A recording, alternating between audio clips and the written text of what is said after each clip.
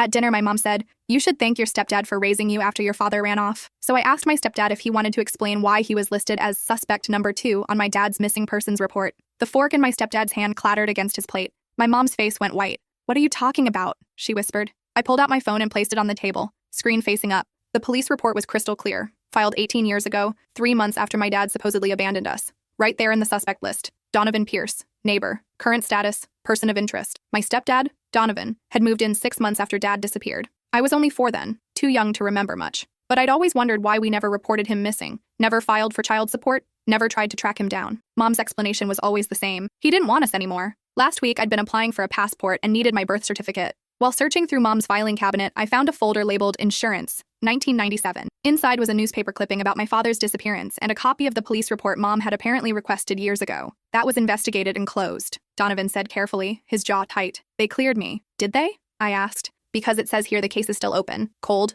but open. My mom stood up abruptly. This is inappropriate dinner conversation. What's inappropriate? I said, keeping my voice steady despite my racing heart. Is that you married the man police suspected of making my father disappear. Donovan's expression shifted. Something dangerous flickered across his face before he smoothed it away. Your father was involved with some bad people. Gambling debts. I tried to help him, but what? He vanished the same week you two had that fight in our driveway? The one Mrs. Reeves next door told me about? Mom's hand flew to her mouth. You talked to Beverly? I've talked to a lot of people. I'd spent the last week calling everyone who still lived on our old street. The stories they told painted a very different picture than the one I'd grown up with. Dad hadn't been perfect, but he'd been trying to keep his family together, trying to keep someone away from Mom, trying to keep Donovan away from Mom. Your father left us with nothing, Mom said, but her voice cracked. Donovan stepped up when it was convenient, I finished. 3 months is a pretty quick turnaround from suspect to savior, don't you think? Donovan pushed back from the table. I think this conversation is over. It's not. I stood too, because I also found Dad's storage unit key in that folder. The one Mom's been paying for all these years. I went there yesterday. The color drained from Donovan's face. There were journals, I continued. Detailed journals about feeling threatened, about someone stalking Mom, about going to the police multiple times, but nothing being done because the guy was a cop's nephew. Donovan had been a cop's nephew, retired now, but connected enough that a missing persons case involving him would have been handled delicately. And there was a letter, I said quietly, addressed to me, dated the day before he disappeared. He said if anything happened to him, I should know the truth, that he loved me, that he was trying to protect us both. Mom was crying now, silent tears streaming down her face. He was going to file a restraining order the next day, I said, but he never made it to that appointment. Donovan's hand curled into a fist on the table. Prove it. I don't have to, I replied. I called Detective Harrison this morning, the one who just reopened Dad's case last month when new evidence surfaced. Apparently, they've been looking for these journals for 18 years. The silence was deafening. They're coming tomorrow, I said, to talk to both of you. Mom was the first to break. She sank back into her chair like someone had cut her strings. You don't understand, she whispered. You were so young. You don't remember how it was. Then help me understand. I stayed standing, my hands gripping the back of my chair. Tell me why you married the man who made my father disappear. I didn't, she started, then looked at Donovan. He was watching her with an expression I'd never seen before. Not quite threatening, but close enough. Your father wasn't the man you think he was.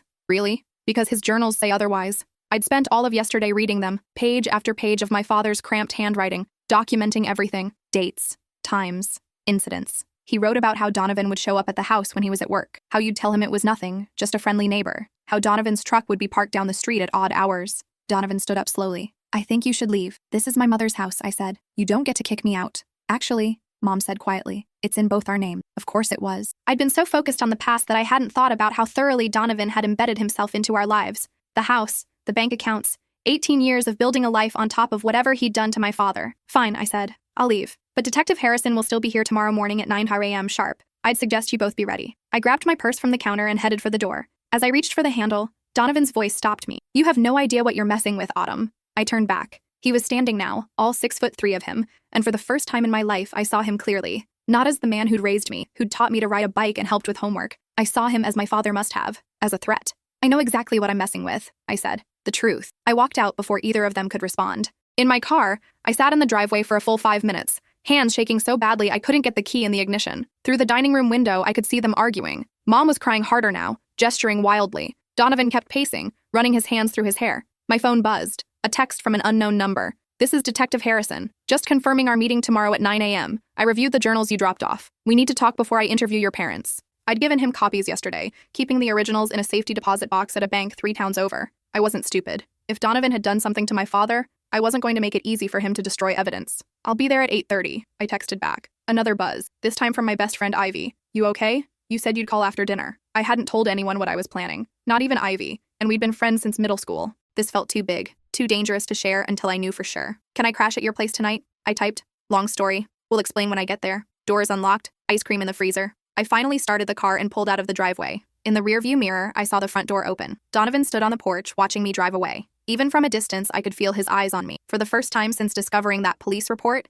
I felt genuinely afraid. Ivy's apartment was across town, a tiny one-bedroom above a Vietnamese restaurant. The smell of pho and spring rolls always filled the stairwell, usually comforting. Tonight, it just made my stomach turn. She opened the door before I could knock, took one look at my face, and pulled me inside. What happened? I told her everything. The police report, the storage unit, Dad's journals, the confrontation at dinner. She listened without interrupting, which was unusual for Ivy. When I finished, she handed me a bowl of mint chocolate chip and said, "So your stepdad probably murdered your dad. We don't know that for sure." Autumn. She gave me the look, the one that said I was being deliberately obtuse. Come on. Stalking your mom, threatening your dad. Dad goes to file a restraining order and mysteriously vanishes. Stepdad moves in 6 months later. It's not exactly a mystery novel. The police cleared him. The police were probably paid off. You said he's connected. She wasn't wrong. Donovan's uncle had been a captain in the department. Retired now, probably dead. I couldn't remember. But back then, he'd had enough pull to make sure his nephew wasn't investigated too thoroughly. Detective Harrison seems different, I said. He reopened the case on his own, said new evidence came to light. What new evidence? He didn't say. I scraped my spoon around the bowl, not really eating, but he sounded serious. Like he actually wants to solve this. Ivy pulled out her laptop. Let's see what we can find out about him. 20 minutes of Googling later, we had a picture. Detective Harrison, first name Troy, had transferred to our precinct about 6 months ago from upstate. 38 years old, decorated, specialization in cold cases. There were articles about him solving a 15-year-old murder case up in Albany, using DNA evidence that had been shelved. He's legit, Ivy said, sounding impressed. This guy actually closes cases. I felt something loosen in my chest. Maybe this was real. Maybe after 18 years, someone would finally figure out what happened to my father. There's more, Ivy said, clicking on another tab. Look at this. It was a news article from a local paper dated 3 weeks ago. Cold case unit reopens investigation into 2005 disappearance. My father's name was right there in the first paragraph. The article was brief, just a few sentences about how new forensic techniques and a fresh review of evidence had led to the case being reopened. But at the bottom was a quote from Detective Harrison. "We believe Mr. Pierce's disappearance was not voluntary. We're pursuing several leads." He's already been working on it, I said, before I even found the journals. So what made him reopen it now? Ivy asked. That was the question. What new evidence had surfaced after all this time?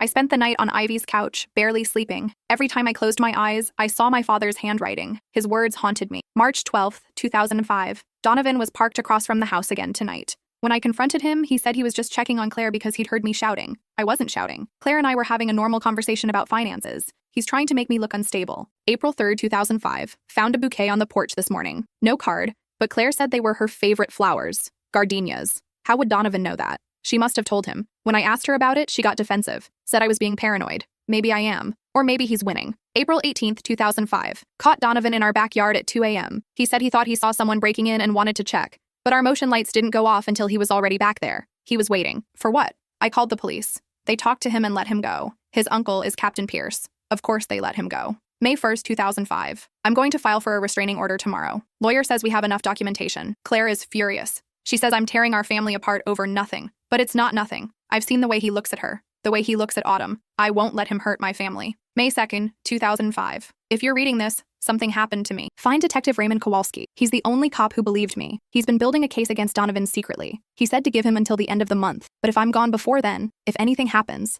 it was Donovan. Please, don't let him get away with this. Don't let him near my family. Protect your mother. Protect yourself. I love you, Autumn. I'm sorry I couldn't keep you safe. The journal entry was dated May 2nd, 2005. My father's appointment to file the restraining order was scheduled for May 3rd. He disappeared the morning of May 3rd. At 6 a.m., I gave up on sleep and made coffee. Ivy stumbled out of her bedroom an hour later, looking concerned. You look terrible. Thanks. I mean it. Did you sleep at all? Maybe an hour. I showed her my phone. I've been researching Detective Raymond Kowalski. He retired in 2007, 2 years after my dad disappeared. That's convenient timing. That's what I thought. I pulled up another tab. But he's still alive, living in Florida now. I found his Facebook. You're going to message him? Already did. At 3 a.m., probably freaked him out. My phone buzzed. I nearly dropped it. It was a message from Raymond Kowalski. Is this really Autumn Pierce? Michael's daughter? Yes. I typed back. Can we talk? 3 dots appeared. Disappeared. Appeared again. Call me. Now. He included a phone number. I stared at it. Call him, Ivy said. I'll make more coffee. Raymond Kowalski had a voice like gravel and cigarettes.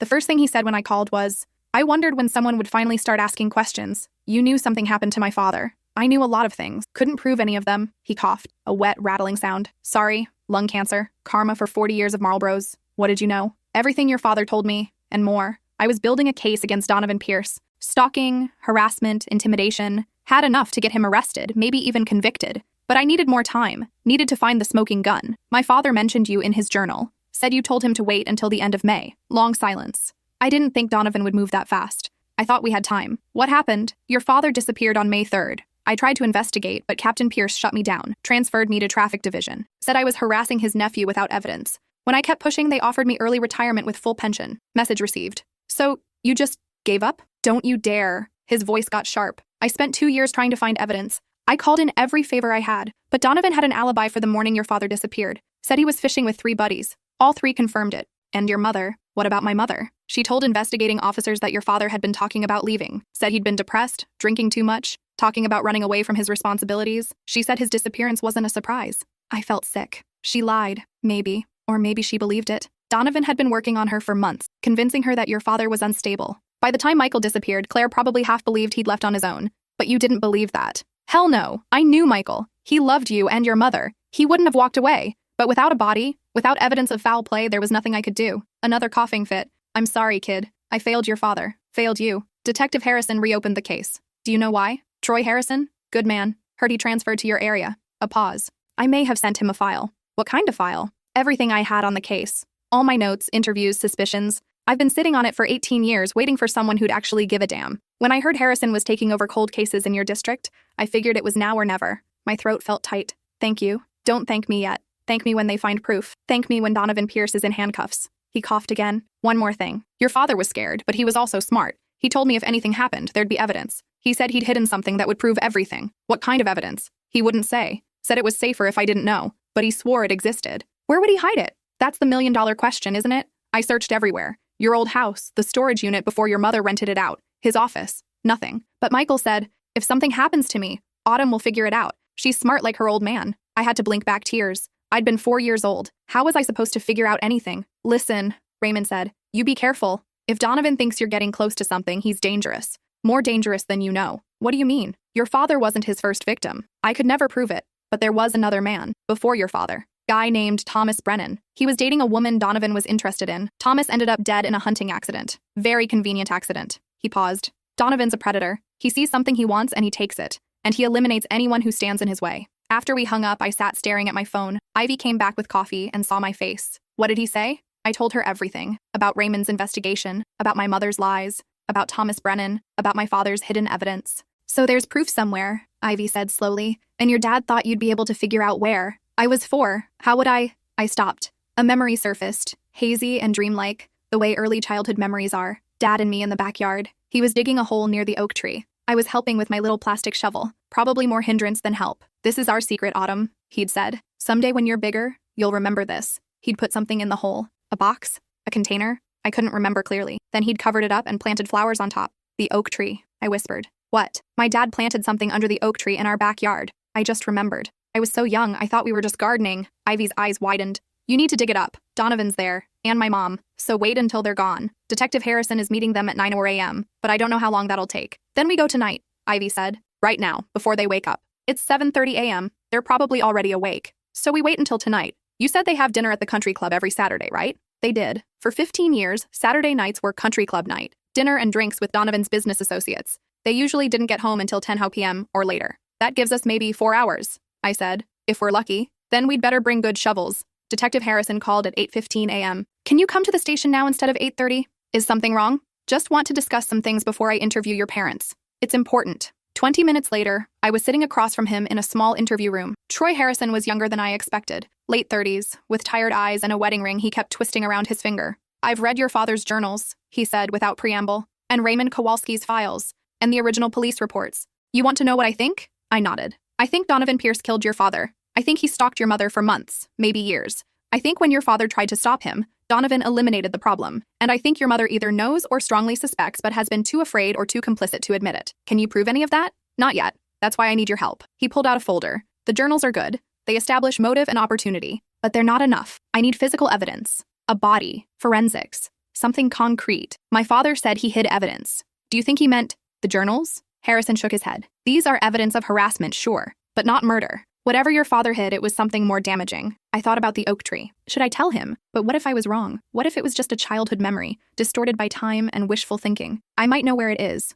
I said carefully, but I need to check first. Autumn, he leaned forward. If you know something, you need to tell me. This isn't a game. If Donovan realizes you're digging into this, I know. Raymond told me about Thomas Brennan. Harrison's expression darkened. So you know what we're dealing with. A man who's killed before and gotten away with it. Who's been living in your mother's house for 18 years. Sleeping next to her every night, knowing what he did. He paused. I'm interviewing them today, separately. I'm going to push hard on the alibi, on the timeline, on their relationship, but here's the thing. Without physical evidence, I can't arrest him. And if I push too hard too fast, he might run. You think he'd run? I think he's been expecting this for 18 years, wondering when someone would finally connect the dots. Now that day is here. Harrison stood. Be careful. And if you find anything at all, you call me immediately. Don't try to confront him yourself. I promised I would, even as I knew I was going to dig up that oak tree tonight. The interview with my mother lasted 2 hours. With Donovan, 3. I spent that time at Ivy's, obsessively checking my phone, jumping at every notification. Finally, at 2 p.m., Harrison called. Your mother is either a very good liar or genuinely didn't know about Donovan's behavior before your father disappeared. Her story hasn't changed in 18 years. She believed your father left voluntarily. She's devastated by the journals. Says she had no idea how bad it was. Do you believe her? I think she saw what she wanted to see. Your father tried to tell her, but Donovan had already poisoned the well. Made her think Michael was paranoid, controlling, unstable, classic gaslighting. What about Donovan? Stone wall, lawyered up halfway through. But I got enough. His alibi has cracks. The fishing buddies? One of them is dead. One has dementia. The third recanted part of his statement, said he might have been misremembering which morning they went fishing, could have been May 2nd instead of May 3, so the alibi is falling apart? It's not solid, let's put it that way. But without a body or physical evidence, I still can't charge him. He paused. I told them both not to leave town. Your mother agreed. Donovan didn't say anything, but his lawyer agreed on his behalf. Do you think he'll run? I think he's thinking about it. After we hung up, I told Ivy everything. We're going tonight, she said. No more waiting. What if there's nothing there? What if it's just a false memory? Then we cross that off the list and keep looking. She grabbed her keys. But something tells me your dad was smart. He knew you'd remember. At 6:30 p.m., I drove past my childhood home. Donovan's truck was in the driveway. Mom's car, too. But as I circled back around at 7:15 p.m., both vehicles were gone. I texted Ivy. They're gone. On my way. Have shovels. We parked 2 streets over and walked to the house through the backyard greenbelt. The oak tree was still there. Bigger now, but unmistakable. The flower beds my father had planted were long gone, replaced by landscaping rocks and ornamental grasses. Where exactly do we dig? Ivy asked, shovel in hand. I closed my eyes, trying to remember. We'd been on the south side of the tree. I'd been sitting in the grass, playing with my plastic shovel. Dad had been digging about 3 feet from the trunk. Here, I said, pointing. We started digging. The ground was harder than I expected. 18 years of settled earth, compacted by weather and time. My shoulders started aching after 15 minutes. Ivy took over while I caught my breath. How deep do you think he buried it? She asked. No idea. We've gone down almost 2 feet already. Maybe we're in the wrong spot. No, this is it. I remember that branch. I pointed to a thick limb extending overhead. I was sitting under it. The hole was right in front of me. Ivy kept digging. 2.5 feet, 3 feet. Then her shovel hit something solid. We both froze. That's not a rock, she whispered. I dropped to my knees and started scraping away dirt with my hands. The edge of something metal. A box. We dug faster, clearing the earth away until we could see it fully. A small fireproof safe, the kind you'd buy at an office supply store. Oh my God, Ivy breathed. You were right. Together we pulled it from the ground. It was heavier than it looked and covered in rust and dirt. There was a combination lock on the front. Any idea what the code might be? Ivy asked. I tried my birthday. Nothing. My parents' anniversary. Nothing. Dad's birthday. Still nothing. Then I remembered something. A song Dad used to sing to me. 5 little ducks went out one day. I tried 51101. The lock clicked open. Inside were 3 things. A mini DV tape, a manila envelope, and a letter addressed to me. My hands were shaking so badly I could barely open the letter. Dad's handwriting, neat and controlled despite what must have been terrible stress. My dearest Autumn, if you're reading this, I'm gone, and you're old enough to handle the truth. I'm so sorry you had to grow up without me. I'm sorry I couldn't protect you the way a father should. The tape contains evidence of Donovan confessing to killing Thomas Brennan. I recorded it without his knowledge when he was drunk and bragging about it. On May 2nd, 2005, I told him I was going to the police with it. He said he'd make sure I regretted it. The envelope contains additional documentation, photos, letters, proof of his stalking, everything I gathered over the months leading up to this. I know I should have gone to the police immediately, but I was scared. Scared of what he might do to you and your mother if I pushed too hard. Captain Pierce had already made it clear he wouldn't let me harass his nephew.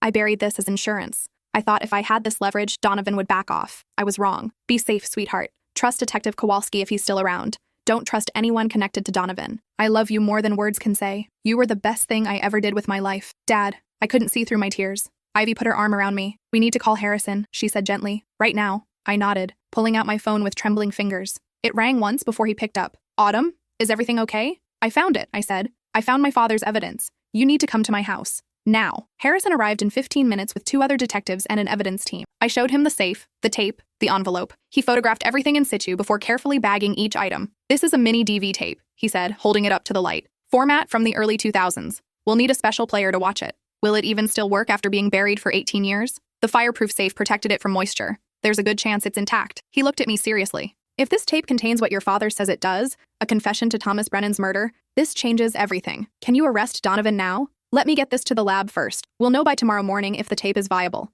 If it is, and it shows what we think it shows, he smiled grimly, then yes, we can arrest him. One of the other detectives walked over. Sir, should we pick up Pierce tonight? Before he realizes we found this? Harrison considered. No, I don't want to spook him. We still don't have direct evidence of what happened to Michael Pierce. The tape proves motive, proves Donovan is capable of murder, but we need him to feel safe, to think we're still just investigating Michael's disappearance. You want him to slip up, I said. I want him to lead us to the body. Harrison looked at me. I'm sorry. I know that's hard to hear, but it wasn't. After 18 years of not knowing, the idea of finding my father, even his remains, felt like closure. What do? I asked. Go home. Act normal. Don't tell your mother what we found. Not yet. She might accidentally tip off Donovan. You think she's still protecting him? I think 18 years of marriage means something, even if it was built on a lie. He squeezed my shoulder. We'll get him. I promise. I didn't go home. I went back to Ivy's and spent another sleepless night on her couch. This time, though, it wasn't fear keeping me awake. It was anticipation. Harrison called at 9 a.m. The tape is intact. We watched it last night. My heart started racing. And?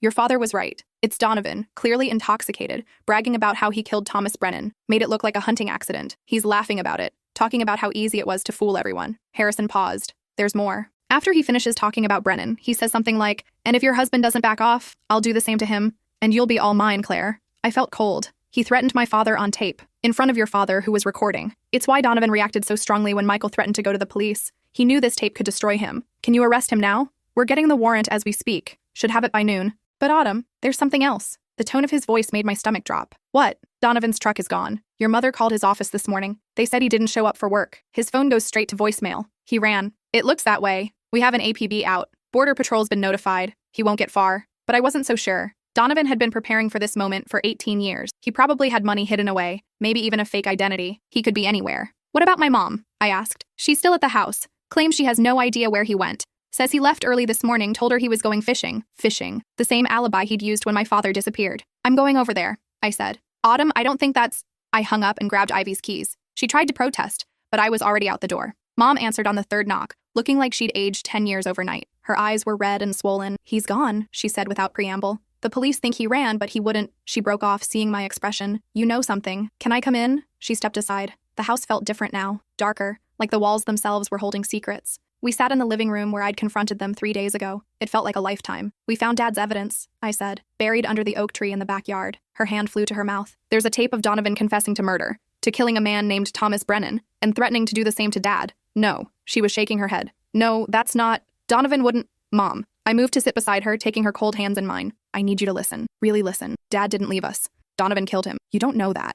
I know Donovan threatened him. I know Dad disappeared the day after making that threat. I know Donovan moved in 6 months later and has been living off his crime for 18 years. I squeezed her hands. And I think part of you has always known. She started crying, deep, wrenching sobs that shook her whole body. I didn't want to believe it, she whispered. When he disappeared, I was so angry at Michael, for leaving us, for choosing to walk away. It was easier to believe that than to think. She couldn't finish. Than to think you'd let Dad's killer into our home, into your bed. She flinched. When Donovan started coming around after Michael left, disappeared, he was so kind, so supportive. He said all the right things. And I was so alone, so scared. You were only 4. I had no job, no income. Michael's family blamed me for him leaving. I had no one, so you took what Donovan offered. He took care of us, made sure you had everything you needed. He was a good father to you, Autumn. Whatever else he did, he loved you. He killed my father, I said. That's not love. That's possession. He saw something he wanted and he took it. You, me, the life Dad built. Mom was quiet for a long time. Then, there were nights I'd wake up and find him standing over me, just watching. Or I'd catch him going through Michael's things, smiling to himself. Sometimes he'd say things,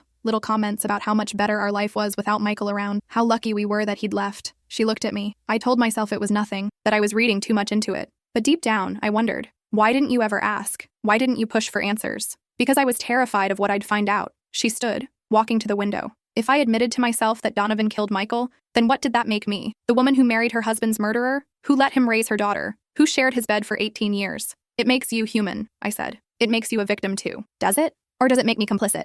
I didn't have an answer for that. Maybe she was both, victim and accomplice, trapped in a life built on lies she was too afraid to examine too closely. Where do you think he went? I asked. I don't know. He has a cabin, up in White Mountain. He goes there sometimes when he needs to think. Did you tell the police about it? She shook her head. I didn't think of it until just now. I called Harrison immediately. He answered on the first ring. White Mountain? He said. About 3 hours north? Yes. Mom says he has a cabin there. I'll get you the address. We're rolling now. Stay with your mother. Don't let her contact Donovan if he calls. I won't. After I hung up, Mom asked quietly, do you think they'll find him? I hope so. What happens to me? After this? I looked at her. This woman who'd raised me, who'd read me bedtime stories and packed my school lunches and taught me how to drive. This woman who'd chosen comfort over truth, safety, over justice. I don't know, I said honestly. But whatever happens, you need to tell them everything. Every doubt you had, every weird moment, every time you suspected but looked away. You owe Dad that much. I owe him so much more than that. We sat in silence, waiting for news. The house creaked around us, full of ghosts. 3 hours later, Harrison called. We found the cabin. Donovan's truck is here. Is he inside? We're setting up a perimeter now. He's not answering our calls or coming out. We may have to go in. Be careful. Always am. I put the phone on speaker so Mom could hear. We sat on the couch, hands clasped together, listening to the faint sounds of shouting in the background. Then suddenly, a loud crack. Gunfire. Harrison! I yelled into the phone. Harrison! More shots. Shouting. The sound of splintering wood. Then silence. Detective Harrison is fine, a different voice said. This is Officer Chen. We had to breach. Suspect fired at officers. He's down. Down meaning he's alive, wounded, in custody. I let out a breath I didn't know I'd been holding. Mom had her hand over her mouth, tears streaming down her face. There's something else, Officer Chen said. We found something in the cabin, a cellar. Detective Harrison thinks you should come up here. Why? What's in the cellar? Just come. The drive to White Mountain felt both endless and too short. Harrison met me outside the cabin, a small, run-down structure surrounded by pine trees. There were police vehicles everywhere, yellow crime scene tape cordoning off the area. He's at the hospital under guard, Harrison said. Bullet wound to the shoulder. He'll live to stand trial. Officer Chen said you found something in the cellar. His expression was grim. You should prepare yourself. He led me around back to a cellar door I wouldn't have noticed if I wasn't looking for it. It was partially hidden by overgrown bushes, the wood rotted and warped with age. We found this, Harrison said, showing me a map that had been inside the cabin. It marks the location of the cellar. But that's not all it marks. He handed me the map. There were 3 X's on it. One was labeled TB, Thomas Brennan. One was labeled MP, Michael Pierce. And one was unmarked. We've started excavating, Harrison said quietly. So far, we've found remains in 2 locations. I felt dizzy. My father? We'll need DNA confirmation, but based on the location and the timeline, yes. We believe one of them is your father. And the 3rd X? We're still digging, but Autumn, he hesitated. We think there might be more than 3. The cellar has been used for years. Decades, maybe. We found items belonging to at least 5 different people. 5 victims. Maybe more. All buried on Donovan's property. Their families spending years wondering what happened to them. Can I see? I asked. The cellar? It's an active crime scene. Please, I need to see where he... I couldn't finish. Harrison considered, then nodded. Just the entrance. Don't touch anything. He led me down wooden steps into darkness. Someone had set up portable lights, revealing a dirt-floored room maybe 10 by 12 feet. There were tools along one wall, shovels, tarps, a wheelbarrow. And in the center of the room, freshly dug holes where remains had been carefully extracted. Your father was here, Harrison said softly. In this place. For 18 years, while Donovan lived his life, slept in his bed, raised his daughter. I couldn't speak, could barely breathe. The weight of it was crushing. There's something else, Harrison said. We found a journal, Donovan's journal. It's disturbing. He wrote about each victim, what he did, why he did it, how he felt afterward. He kept trophies. More than that, he documented everything. Names, dates, methods. He was proud of it. Thought he was smarter than everyone else. Can I read it? Eventually, it'll be evidence in the trial. But I can tell you what he wrote about your father. Harrison pulled out his phone and read from his notes. MP was the hardest. Not physically. I'm stronger than he was. But psychologically, knowing I'd have to look at Claire every day after, knowing what I'd done, but he was going to ruin everything. The tape would have destroyed me. I had no choice. When he came out of the house that morning to get the paper, I was waiting. 1 hit to the head, unconscious in seconds. I had him in my truck before anyone saw. Brought him here. He never woke up. I had to lean against the wall to keep from collapsing. I'm sorry, Harrison said. I know this is... No, I need to know. All of it, he continued reading. I buried him deep, covered the spot with concrete. Then I went home, showered, and picked up my fishing buddies. Perfect alibi. By that afternoon, Claire was calling me, worried, said Michael never came home. I helped her file the missing person report, held her while she cried. 3 months later, I moved in. 6 months after that, she married me. Everything I wanted was finally mine. He's a monster, I whispered. Yes, but he's a monster who documented his own crimes. Between the tape you found and this journal, we have him cold on multiple murders. He's never getting out. What about my mother? That's complicated. She didn't know about the murders, but she turned a blind eye to a lot of warning signs. The DA will decide if she faces charges. Probably obstruction, at minimum. But Autumn, she was his victim too. He manipulated her, isolated her, gaslit her for years. That has to count for something. I nodded, feeling numb. Can we go now? I need to get out of here. Of course. As we climbed back up the cellar stairs, I looked back one last time. This horrible place where my father had spent his last moments. Where other people's loved ones had ended up. How many victims are there? I asked. Total? We're still counting. But based on the journal entries and the items we've found, at least 7, maybe more. 7 families who'd spent years wondering. 7 sets of people who'd never gotten closure. 7 lives that Donovan Pierce had taken because they'd stood in his way. There's some good news, Harrison said as we reached the surface. Thomas Brennan's sister has been fighting for years to get his death reclassified from an accident to a homicide. She always believed Donovan was responsible. When I called her this morning with the news, she cried, said it was the first time she'd felt peace since her brother died. How long ago did he die? 23 years. Donovan's been killing for over 2 decades. He just got better at hiding it. The trial lasted 3 months. Donovan pleaded not guilty despite overwhelming evidence. His lawyers tried every trick, claimed the tape was tampered with, that the journal was forged, that the bodies had been planted on his property. None of it worked. The jury deliberated for 4 hours. Guilty on 7 counts of first-degree murder. Guilty on multiple counts of stalking, harassment, and witness intimidation. Guilty, guilty, guilty. The judge sentenced him to 7 consecutive life sentences without possibility of parole. He'd die in prison. My mother pleaded guilty to obstruction of justice and received 5 years probation. She sold the house, couldn't bear to live there anymore, and moved to a small apartment across town. We talk sometimes. It's awkward and painful, but we're both trying. Raymond Kowalski died 2 months after the verdict. Cancer finally got him, but before he died, he called me. You did it, he said, his voice barely a whisper. You got justice for your dad. We did it together, I replied. None of this would have happened without your files. Your father would be proud of you. You know that, right? I hope so. I know so. You're exactly the daughter he always said you'd be. Smart, brave, stubborn as hell. He laughed, which turned into coughing. Rest easy now. Your old man can rest too. Thank you, Raymond, for never giving up, for keeping the case alive all these years. I'm just sorry it took so long. He died 3 days later. I went to his funeral in Florida. His widow told me he'd talked about my father's case right up until the end, said it was the one that haunted him most. We buried my father properly 6 months after the trial. The medical examiner had confirmed his identity through DNA. We held the service at the same church where he and my mother had gotten married 26 years earlier. The turnout was huge. People who'd known Dad before he disappeared, former co-workers, neighbors from our old street. Mrs. Reeves, the neighbor who'd witnessed the driveway fight, came with a photo album full of pictures of Dad and me from when I was little. She'd been keeping them safe, she said, waiting for the day when the truth came out. Detective Harrison came, along with several other officers who'd worked the case. Even some of the families of Donovan's other victims attended, united in their grief and relief. Mom sat in the front row beside me. She'd aged dramatically over the past year. The weight of guilt and complicity had taken its toll. During the eulogy, I talked about the father I barely remembered but had learned about through his journals. The man who'd loved fiercely and protected his family at all costs. The man who'd been smart enough to leave behind evidence that would eventually bring his killer to justice. My father was taken from me when I was 4 years old, I said. For 18 years, I believed he'd abandoned us, that he didn't love us enough to stay. But the truth is, he loved us so much that he stood up to a dangerous man. He loved us enough to document everything, to hide evidence in a place he knew I'd eventually find. He loved us enough to try to save us, even though it cost him his life. I looked at the casket. Finally, my father had a proper resting place. Dad, I'm sorry it took me so long to figure it out, but I kept my promise. I found the truth, and I made sure the man who took you away from us will never hurt anyone else again. After the service, as people filed out, Mom touched my arm. Can we talk? Just for a minute? We sat in the empty church while everyone else went to the reception. I need you to know something, she said. I've been seeing a therapist, trying to understand how I could have been so blind, how I could have let him into our lives. Okay. The therapist says I was a victim of coercive control, that Donovan spent months breaking down my trust in Michael, isolating me, making me dependent on him. She says what happened wasn't my fault. I waited, sensing there was more. But I don't believe her, Mom continued, because at some level, I chose this. I chose comfort over questions, security over truth. Every time I felt that doubt, that little voice saying something was wrong, I pushed it away, because acknowledging it would have meant losing everything. You were scared. I was selfish. She looked at me. And you paid the price. You grew up without your father because I was too weak to face the truth. You were manipulated by a serial killer. I was complicit in my own manipulation. She wiped her eyes. I don't expect you to forgive me. I'm not sure I'll ever forgive myself. But I want you to know that I see it now. I see what I did, what I didn't do, and I'll spend the rest of my life trying to make amends. How? I've been working with the other victims' families, helping them navigate the legal process, the grief, the anger. I'm using my experience to help them understand that you can love someone and still not see who they really are. That manipulation and gaslighting are real, powerful forces.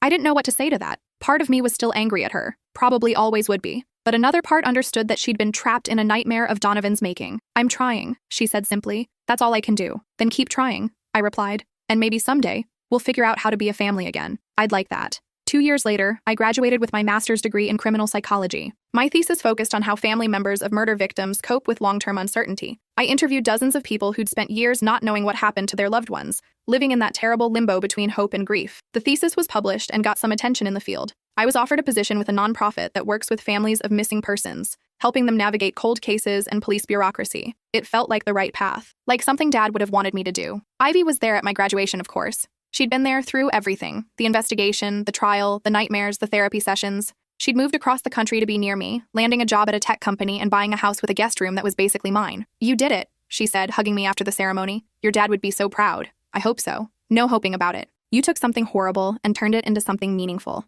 That takes real strength. That night, I went to the cemetery where Dad was buried. The headstone was simple: Michael Pierce, beloved father, 1965, 2005. The truth will out. I sat beside the grave and told him about my degree, about my new job, about how I was trying to help other families find the answers he'd made sure I found. "I miss you," I said. "I wish I'd had more time with you, more memories, but I'm grateful for what you left me. Not just the evidence, though that changed everything, but the example. You showed me what it means to stand up for what's right, even when it's dangerous, even when it costs you everything." The wind rustled through the trees, and for a moment, I felt something, a presence maybe, or just the knowledge that somewhere, somehow, my father knew the truth had finally come out. I stood, brushing grass off my jeans. "I love you, Dad, and I promise I'll keep fighting for the truth, for all the families still waiting for answers. That's my way of honoring you." As I walked back to my car, my phone buzzed. A text from Detective Harrison. "Got a case I could use your input on. Cold case. Family's been waiting 12 years for answers. You interested?"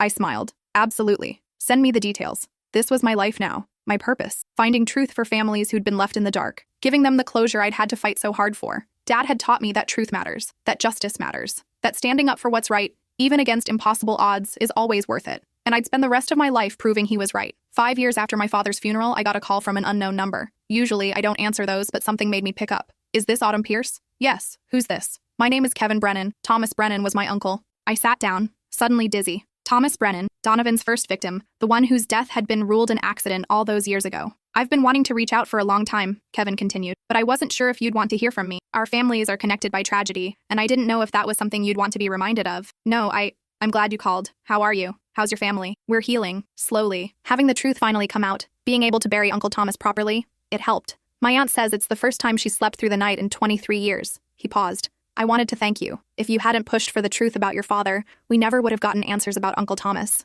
I wish I'd done it sooner. You did it when you could, when you had the evidence and the courage. That's what matters." We talked for an hour. He told me about his uncle, a kind man who loved fishing and told terrible jokes, who'd been dating a woman named Claire Donovan was obsessed with, who died in what everyone thought was a tragic accident, until Donovan's confession proved otherwise. "Wait, Claire? The woman your uncle was dating," I said slowly. "Her name was Claire?" "Yeah, why?" My blood ran cold. "What was her last name?" "Morrison, I think." "Yeah, Claire Morrison. After Uncle Thomas died, she was devastated. My aunt tried to stay in touch, but Claire moved away a few months later. Said she needed a fresh start. Claire Morrison. My mother's maiden name was Morrison, but it couldn't be. Kevin, do you have any photos of your uncle with Claire?" "Sure, my aunt keeps an album. Want me to send you some?" "Please." 20 minutes later, the photos arrived. I opened them with shaking hands. And there she was, my mother. 23 years younger, but unmistakably her. Standing beside Thomas Brennan, smiling, his arm around her waist. I called my mother immediately. "Thomas Brennan," I said without preamble. "You knew him. You dated him." Long silence. Then, "How did you—"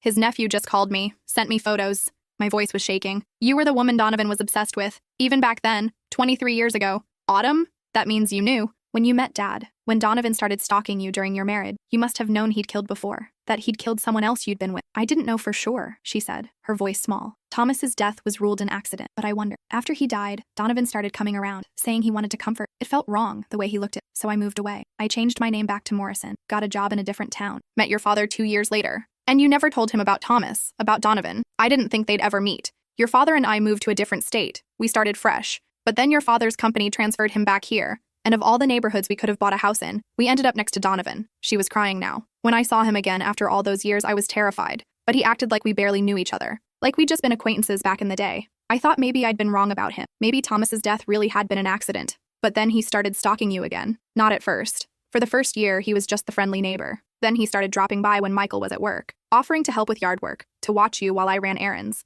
And I let him, because I wanted to believe I'd been paranoid before, that I'd let grief make me suspicious. You put us in danger." "I know." She was sobbing now. "Don't you think I know? I've been living with that guilt for years. Donovan killed 3 people I loved, Thomas, Michael, and the man I thought Donovan was. He took everything from me, including my ability to trust myself. I didn't know what to say. This changed everything. My mother hadn't just been a victim of gaslighting during her marriage to my father. She'd been Donovan's target for over 2 decades. He'd killed her boyfriend, let her think it was an accident, let her move on and build a new life, then inserted himself back into that life when the opportunity arose. "Why didn't you ever tell me?" I asked. "Because I was ashamed. Because I blamed myself. If I'd gone to the police about Thomas, if I'd pushed harder, maybe they would have investigated Donovan. Maybe your father would still be alive. Or maybe Donovan would have killed you too. Sometimes I wish he had." "Don't say that." "It's true. At least then you would have grown up without all this weight. Without a mother who failed you at every turn." I closed my eyes. "You didn't fail me. You survived. And survival isn't failure, isn't it? No, it's what we both did. We survived Donovan Pierce. And now we're learning to live with what he took from us."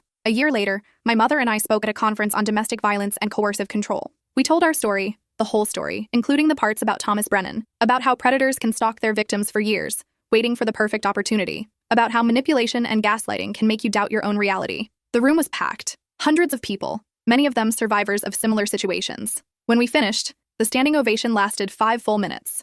Afterward, a woman approached us. She was in her 60s, with kind eyes and a nervous smile. "I'm Patricia Brennan," she said, "Thomas's sister." Mom went pale. "Patricia, I'm so sorry. I should have—" "Stop." Patricia held up her hand. "I didn't come here for apologies. I came to thank you both for having the courage to tell the truth, for finally giving my brother justice." She looked at me. "And for raising a daughter strong enough to do what the police wouldn't." She pulled out a photo and handed it to Mom. It showed Thomas Brennan laughing, holding a fish he'd just caught. "He really loved you," Patricia said. "After he died, I found a ring in his apartment. He was going to propose. I've been holding on to it all these years, not knowing what to do with it." She pulled a small box from her purse and opened it. Inside was a simple gold band with a small diamond. "I think he'd want you to have it. Not to wear. I know that would be too painful. But to remember that before Donovan destroyed everything, there was real love, real happiness." Mom took the box with shaking hands. "Thank you. This means—" She couldn't finish, too overcome with emotion. Patricia hugged her. "We're all survivors of Donovan Pierce. We all lost people we loved, but we're here. We're still standing. That's what matters." On the 10th anniversary of discovering my father's evidence, I visited his grave with flowers and the recording I'd made of the conference speech. I played it for him, letting him hear how Mom and I had turned his tragedy into something that helped others. "We did it, Dad," I said. "We took what Donovan meant for evil and turned it into good. We're helping people, saving lives, making sure other families don't have to go through what we did." I placed the flowers on his grave and stood to leave. As I did, I noticed someone standing nearby, watching me. Detective, now Lieutenant, Harrison. "Sorry," he said, walking over. "Didn't mean to intrude. I come here sometimes to pay my respects. Your father's case changed my career, made me realize how many cold cases are out there, how many families are still waiting for answers. How many have you solved?" 17 since your father's. 17 families who finally got closure." He smiled. "I like to think your dad set me on this path, that his death, as tragic as it was, ended up saving other lives. That's a nice thought. It's more than a thought. It's true." He pulled out a folded paper from his pocket. "This is a list of all the people who've been helped because of what you uncovered. Families who've gotten answers, victims who've been identified, killers who've been caught. All of it traces back to the day you confronted your mother and stepfather at dinner." I unfolded the paper. The list went on for 2 pages. Names, dates, cases. So many lives touched by one act of courage. "Thank you," I said, "for never giving up. For being the kind of detective my father hoped existed. Thank you for being the kind of daughter he knew you'd become." As Harrison left, I looked back at my father's grave one last time. "I hope you're proud, Dad. I hope wherever you are, you can see what your love, your sacrifice, made possible. You saved me, and because of that, I've been able to help save others." The wind picked up, rustling the flowers I'd placed, and in that moment, I felt certain he knew. Somewhere beyond this world, Michael Pierce was finally at peace. His daughter had found the truth, justice had been served, and the legacy he'd left behind was changing lives. That night, I added one more thing to his legacy. I started a foundation in his name, the Michael Pierce Truth and Justice Fund. It would provide resources for families trying to solve cold cases, funding for DNA testing, support for victims of domestic violence and coercive control. The first donation came from Mom, the second from Patricia Brennan, the third from Lieutenant Harrison. Within a month, we'd raised $50,000. Within 6 months, we'd helped solve 3 cold cases. Within a year, we'd become a national organization. Dad's death had been meant to silence him. Instead, it became a rallying cry, a reminder that truth matters, that justice matters, that one person standing up can change everything. And I'd spend the rest of my life making sure his voice, silenced too soon, continued to echo through the work we did in his name. Because that's what you do when you love someone. You honor them. You remember them. You make their life and their death mean something. That's what being a daughter means. That's what keeping promises means. And I'd never break my promise to him again.